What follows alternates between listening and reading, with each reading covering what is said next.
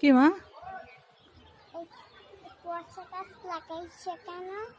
আতে কাটা ফুটে যাবেন, রক্ত বেরোবে না। কই পচা গাছ কোনটা? এইটা এই কাটা গাছ? কেন তোমার হাতে কাটা ঢুকিছে? এই গাছেও কাটা আছে। ও, এই গাছে তাহলে কি গাছ লাগাতে হবে? এই গাছ লাগাতে পারো না?